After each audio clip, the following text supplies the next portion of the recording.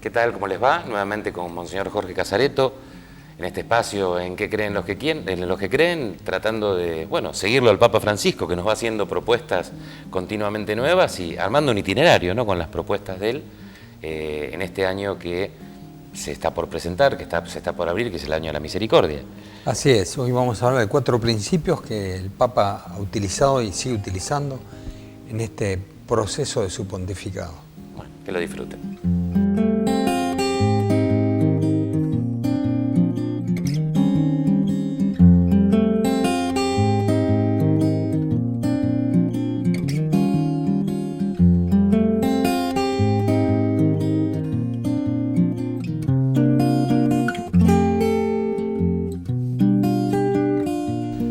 Como decíamos recién, vamos a tomar algunos principios del Papa Francisco, que son muy conocidos por la gente, pero vamos a tratar de explicarlos, porque se han anunciado mucho, pero son 4 o 5 principios que en realidad vienen guiando toda la vida de Francisco.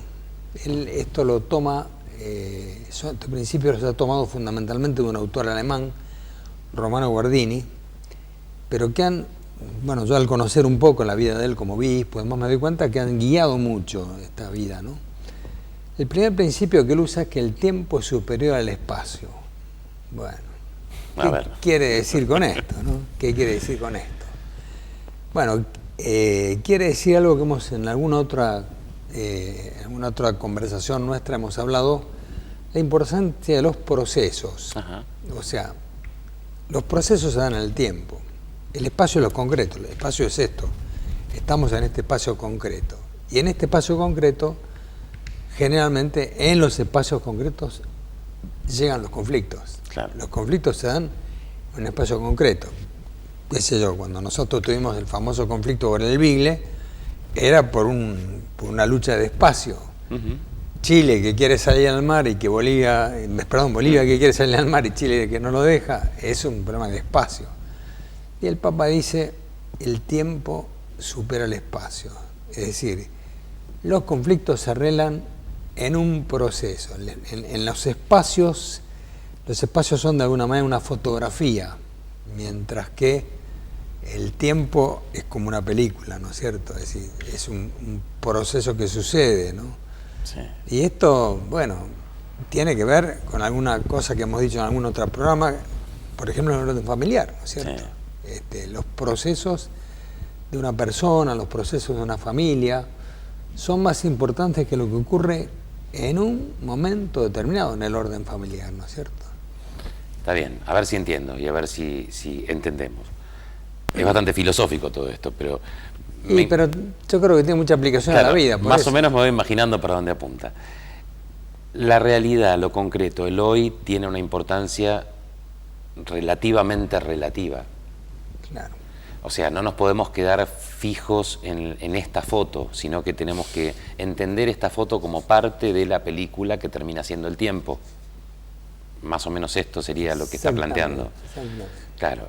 Y eso nos coloca en una posición bastante más libre, porque si me quedo en la foto estoy duro, y si me quedo en la foto y estoy duro, no tengo capacidad de reacción. Claro. Yo, por ejemplo, puedo poner un ejemplo personal, que el día... Cuando yo tuve que definir mi vocación sacerdotal, era un momento concreto y determinado. Era una decisión que tenía que tomar. Mis padres que no veían para nada claro esto, yo me tiraba un poco al vacío. Si yo tomaba la fotografía de mi angustia de ese momento, quizás no daba el paso, porque la angustia era lo que, vamos a decir, primaba en ese espacio concreto en el cual yo tenía que tomar mi determinación. Gracias a Dios me animé, tomé la determinación y el tiempo, que fue toda mi vida sacerdotal, mi vida como obispo, largamente superó a ese espacio, ¿no es cierto? Es decir, lo que yo podía haberme imaginado incluso en ese espacio concreto de lo que podía ser una vida de sacerdote, mi vida superó ampliamente lo que yo me podía imaginar en un momento concreto de mi vida, ¿no? Esto es muy importante porque tiene que ver con la dimensión conflictiva de la vida, ¿no? La dimensión conflictiva siempre es en un momento determinado, en un tiempo determinado, en un espacio determinado, y solamente los conflictos se solucionan en un proceso de tiempo, ¿no es cierto? Y por eso que el Papa dice el tiempo es superior al espacio y es muy importante esta. El segundo enunciado del Papa es que la unidad prevalece sobre el conflicto, ¿no? Uh-huh.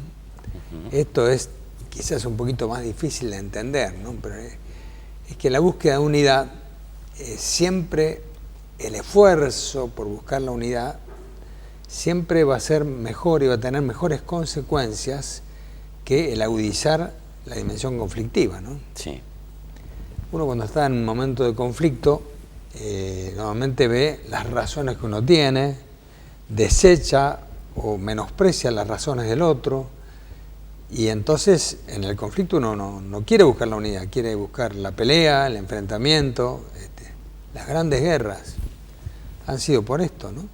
Porque en vez de buscar una unidad, se privilegió el conflicto, ¿no es cierto? Sí, retomando el tema anterior, el punto anterior es quedarse en la foto, ¿no? Es decir, voy a tratar de que mi tiempo transcurra en esta circunstancia y no voy a mirar hacia otro lugar. Si nosotros entráramos en los conflictos con esta línea más larga de un tiempo sin tiempo, un tiempo que parece un kairos más que un tiempo cronológico, y el hilo conductor fuera la unidad, los conflictos son una cuestión pasajera y son una de esas hasta crisis que hay que vivir.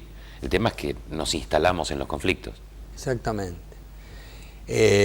Una cosa muy importante es, primero, reconocer. Si hay un conflicto hay que reconocerlo, ¿no? Hay que ver, hay un conflicto. Es decir, porque hay veces que hay algunas actitudes pacifistas, siempre hay algún pacifista barato, por decir así, ¿no? Que dice, no, acá no hay ningún problema, no, hay un problema, ¿no es cierto? Tanto en la vida familiar, en la vecindad, es decir, hay un vecino que molesta. Bueno, hay un vecino que molesta, es decir, este vecino pone la radio fuerte, hace ruido, no cuida la vereda. Existe eso. Bueno, a ver, ¿cómo solucionamos el problema? Hay que ponerse, primero hay que reconocer que hay un conflicto, ¿no es cierto? Y esto, yo diría, acá hay una famosa palabra que a veces es tomada peyorativamente, que es la palabra diplomacia, ¿no? Uh-huh.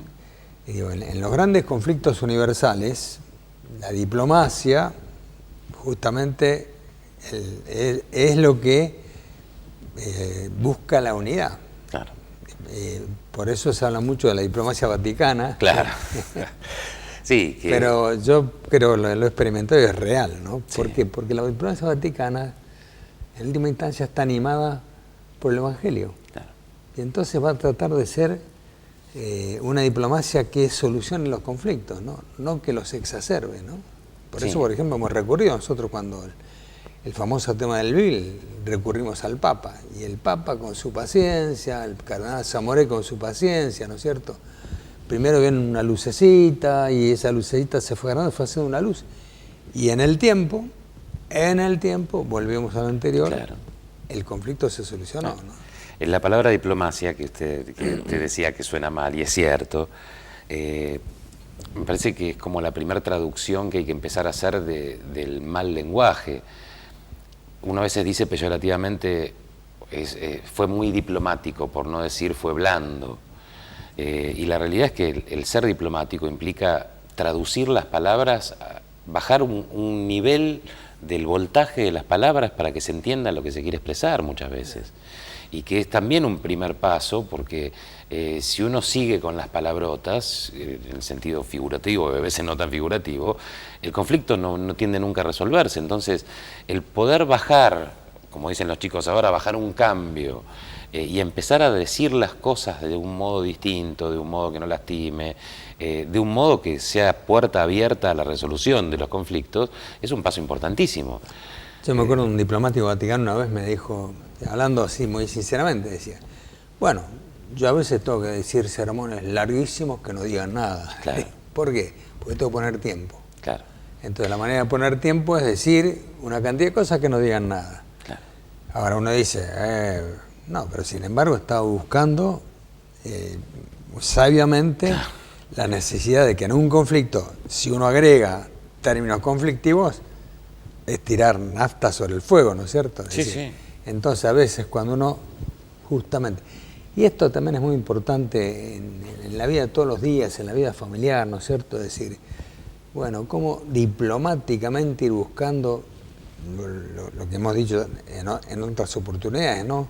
Ir estudiando la situación, las personas, ¿no es cierto?, los que intervienen, para que esa búsqueda de unidad, búsqueda de comunión, por otra parte, es un término muy religioso, ¿no? Unidad, comunión, sí. Es algo que Jesucristo vino a traer, esta búsqueda de unidad del género humano, porque todos somos hijos de Dios. La palabra comunión, por ejemplo, ¿no?, que se usa para la Eucaristía, es comunión con Dios, pero es una comunión con Dios que me lleva a ser instrumento de comunión con los hermanos, ¿no es cierto? Y partiendo de este principio de realidad, ¿no?, que propone, un conflicto que no puede ser ignorado es un conflicto que forma parte de la realidad, y que no puedo vivir con plenitud si no entiendo la realidad. Porque a veces mantenerse en los conflictos y ocultar los conflictos me hace crear mundos paralelos.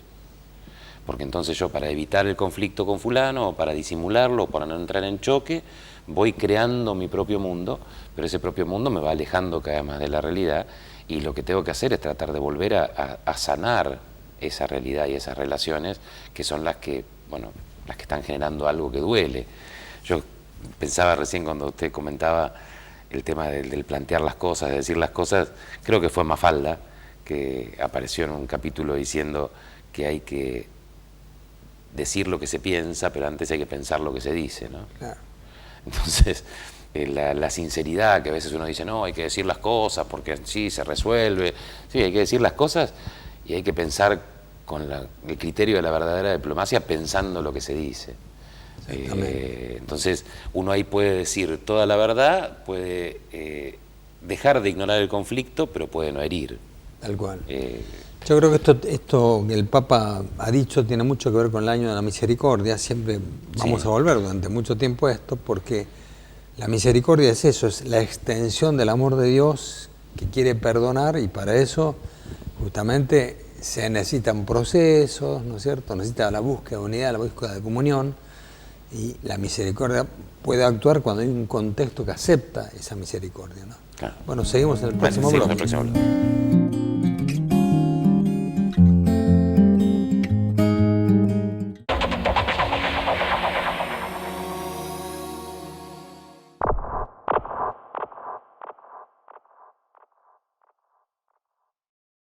Dicen que el rostro es el reflejo del alma. Un alma llena de vida. Que lo cumpla feliz, que lo cumpla feliz, que lo cumpla Martín, que lo cumpla feliz. Hagamos felices a nuestros abuelos.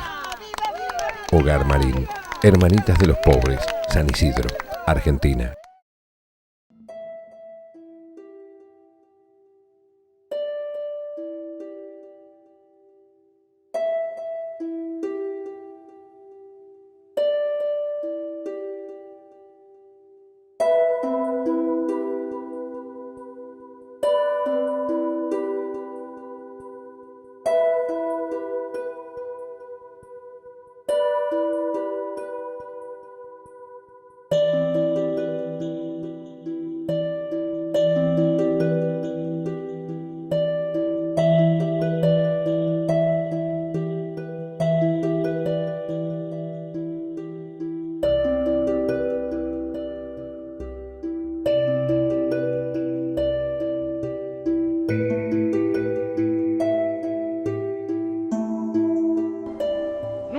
Se puede legitimar la muerte de un inocente.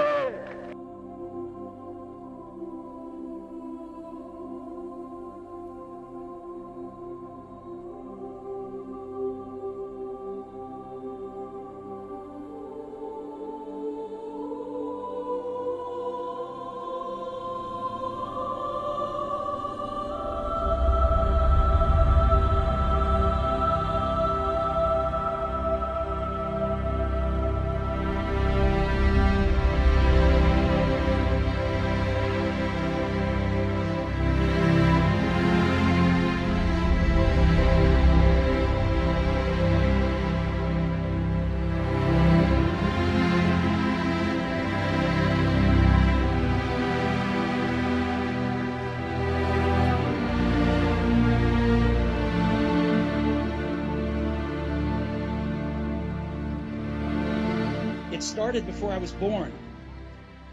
My biological mother was a young, unwed graduate student, and she decided to put me up for adoption. So my parents, who were on a waiting list, got a call in the middle of the night asking, "We've got an unexpected baby boy. Do you want him?" They said, "Of course."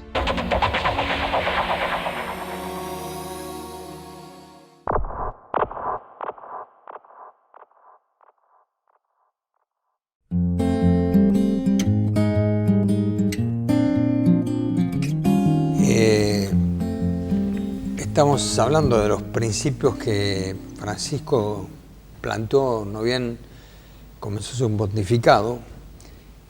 Son 4 principios, ya hemos hablado de 2, ahora vamos a hablar de otro, que es que la realidad es más importante que la idea. Bueno, esto choca un poco porque uno dice siempre el pensamiento es lo que de alguna manera conduce la vida de una persona, ¿no? Pero ese pensamiento se traduce en hechos y en obras. Claro. Y se transforma, de alguna manera transforma las realidades, ¿no? Acá viene, de alguna manera filosófica, viene todo el tema de idealismo famoso, que cuando yo estudié el idealismo, de alguna manera llegaba a la conclusión, el idealismo, ¿no?, como principio filosófico, que esto no es un vaso, sino que es la creación de mi mente, que yo me hago la idea de que esto es un vaso y le doy entidad, mi idea le da entidad al vaso. Ajá. A mí me chocó tanto eso, que claro, cuando leía Santo Tomás decía, no, Santo Tomás es el realismo puro, esto es un vaso. Esto es un vaso con agua además, yo lo miro y es un vaso con agua, tiene una realidad, ¿no es cierto? De alguna manera en el Papa está este trasfondo, ¿no es cierto? El realismo, a mí por lo menos me encantó siempre el realismo, ¿no? Por ejemplo, en el campo de la pintura me gusta la pintura realista, es decir, ver personas, ver... Claro. Es difícil entender el otro arte. Claro. Exactamente, sí. ¿No? Cuando uno ve el arte más abstracto, más complicado. Y me pasa lo mismo en el cine, me pasa lo mismo en el teatro, siempre me ha gustado el realismo, ¿no? Claro. La vida como tal, ¿no? Y entonces, la realidad es más importante que la idea. Quiere decir que las ideas tienen que adaptarse a la realidad y no al revés. Yo no puedo hacer que la realidad se adapte a lo que yo pienso, porque incluso cuando la realidad se adapta a lo que yo pienso, genero las famosas ideologías, claro, ¿no es cierto?, que es un sistema de ideas al cual se tiene que adaptar todo el mundo. El fascismo fue eso, el estalinismo fue eso, ¿no es cierto? Es decir, un sistema que se llegó a concretar por una ideología y todo el mundo tenía que funcionar conforme a lo que pensaban algunos, ¿no es cierto? Claro. Eso es terrible. Sí, como si la realidad fuera la construcción de uno, y la propuesta de uno, y todo lo demás no cuenta. A mí me decían, yo trabajé muchos años en el tema publicitario y una vez alguien con quien charlábamos de la creatividad, un momento me para y me dice, mira, yo pago 1 por la idea y 99 por el que la realiza. Claro. Dice, porque ideas hay, pueden haber innumerables, pero lo que es transformador es hacerlo, ¿no? Es poner manos a la obra. Y me parece que en este punto el Papa, incluso hablándonos más directamente a los cristianos, nos recuerda esto, ¿no? Hay una idea que se puede traducir en una palabra, pero que si no se traduce en gestos y no se convierte en realidad, no se hace concreta, no tiene efecto. O sea, la idea aislada se pierde, se desvanece. Exactamente. Y lo advierte, me parece muy, muy sabiamente, en un tiempo en el cual nosotros construimos nuestra realidad de abstracciones. Las redes sociales, las relaciones interpersonales que no son relaciones, el tiempo que desapareció, porque hay un tiempo que desapareció y podemos estar contactándonos nosotros en un lado del mundo y en otro en el mismo momento. O sea, hay como un mundo paralelo que suena más a un mundo de ideas que a un mundo concreto. Exactamente. La realidad virtual es algo que se está dando cotidianamente y cada vez más. Las relaciones virtuales, los chicos que se conocen, la gente que se hace amiga sin conocerse, sin verse. Entonces, hay un riesgo de que el campo de lo ideal se convierta erróneamente en el campo de lo real. Claro. Y por eso hay una cuestión que a Francisco le importa tanto, que es la famosa teología del pueblo. ¿Qué es la teología del pueblo? Es mirar el pueblo cristiano, ¿no es cierto? ¿Cómo se comporta ese pueblo? Eso es una realidad de devociones, una realidad de fraternidad, una realidad de solidaridad que uno encuentra en ese pueblo. Y él dice, miren, incluso a los teólogos dice, miren eso, no construyan tanto desde el pensamiento, sino miren, observen esa realidad y construyan a partir de esa realidad, claro. ¿No es cierto? Este es otro tema que daría para otra... Un caso concreto de esto, días pasados salió el tema de que se estaba pensando, hablando, o se comentó en el Vaticano el tema del diaconado para las mujeres. Que uno leía la noticia y la noticia parecía que hubiera sido una elaboración teológica, doctrinal. Pero si vos conocés las parroquias te das cuenta que las parroquias están llenas de diáconos, mujeres. Que las que atienden a las viudas y a los huérfanos de hoy son mujeres, que las que visten a los desnudos, le dan de comer a los hambrientos, le dan de beber a los sedientos, las que cumplen 100% a rajatabla, y por lo menos en toda la Argentina, y entiendo que en todo el mundo, el sentido profundo del diaconado son las mujeres. Y bueno, la realidad superó a la idea. Claro. Por más que alguien diga ahora, me parece que estaría muy bueno que se puedan ordenar diáconos las mujeres.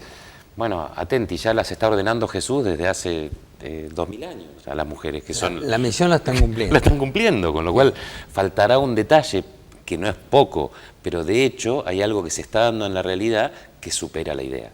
La dimensión de servicio. La dimensión de servicio. Esa dimensión está encarada por las mujeres en la iglesia. Y las mujeres sostienen, las obras de la misericordia las sostienen en un 90% por reservarnos para nosotros un 10%, en un 90% lo sostienen ellas, ¿no? Y ahí se ve ese contraste, ¿no? Entre idea o propuesta y la realidad concreta. Y tendremos una última enunciada del Papa que dice que el todo es superior a la parte. Esto también, bueno, está todo muy conectado, ¿no? Pero que el todo superior a la parte es que todos nosotros siempre, cuando encaramos alguna acción, somos parte de un proceso, somos parte de un grupo, somos una parte. Entonces, el querer imponer lo que yo como parte pienso al todo es justamente un acto de alguna manera de autoritarismo, por lo menos, ¿no es cierto? Y entonces el Papa dice, cuando se va a construir algo, miremos el todo, veamos el todo de la situación. Vamos a poner un ejemplo bien concreto. Cuando discutíamos por las famosas islas perdidas del sur de nuestro país, sí. Eso era una partecita. Íbamos a hacer una guerra con Chile por una partecita, por una cosa que era insignificante. Íbamos a tener una guerra. Es decir, la parte iba a ser superior al todo de la paz, al todo del entendimiento de dos pueblos, al todo de hipotecar la historia, ¿no es cierto? Es un ejemplo bien concreto que nos tocó a los argentinos y que verdaderamente, bueno, es muy fuerte. Estos 4 principios me parece que no solamente son principios que regulan la vida cristiana, sino que la otra vez un amigo mío que es más bien agnóstico me decía, mira, estos 4 principios que yo los mandé a mis amigos, unos cuantos amigos, esto me sirve a mí para mi vida, ¿no? No es algo que... Bueno, una vez más, el Papa lo puede tomar del Evangelio, pero el Evangelio sirve a la vida, ¿no es cierto? Hay una dimensión que lo religioso siempre humaniza, lo vamos a repetir hasta el cansancio, pero es así, lo religioso no es una abstracción del mundo del cielo que se mete en la tierra, sino es el mundo del cielo que se mete en la tierra porque la tierra fue creada por Dios, ¿no es cierto? Y entonces todo lo del cielo tiene que ver con lo terreno y es un principio de perfeccionamiento de lo terreno, ¿no es cierto? Sí, y yo creo que la gran novedad que trae para muchos de nosotros hoy el Papa es esto, ¿no? También es la de decir, yo quiero que el lugar teológico de la Iglesia de este tiempo sea la tierra, sean las relaciones interpersonales, sea la ecología doméstica, sea tu modo de hacer los negocios. O sea, él está como sacando de la cátedra la mirada, la buena noticia y poniéndola en el barro, en la tierra, en los límites existenciales, en las periferias, como dice él, para tratar de ver cómo se vive esto, qué podemos aprender de ese modo de vivir y cómo podemos transformar también nuestra vida cotidiana, ¿no? Sin abstracciones, sin grandes lugares ideales. Sí, yo digo, es interesante, después del viaje tan comentado que el Papa tuvo a Estados Unidos, a Cuba, ¿no es cierto? Es interesante ver cómo todo esto lo aplicó, ¿no? Claro. Y cómo, por ejemplo, al influir en esas relaciones que estaban rotas durante tanto tiempo, cómo ese proceso fue muy superior a, digamos, al conflicto, ¿no es cierto? Ese proceso de reconciliación. Bueno, gracias a Dios, estas orientaciones sirven para el mundo y sirven para los argentinos. Sí, sí. Y bueno, fíjese, seguiremos con esto, como estamos en el contexto del Año de la Misericordia, seguiremos hablando de estas cosas en los próximos programas. Muchas gracias.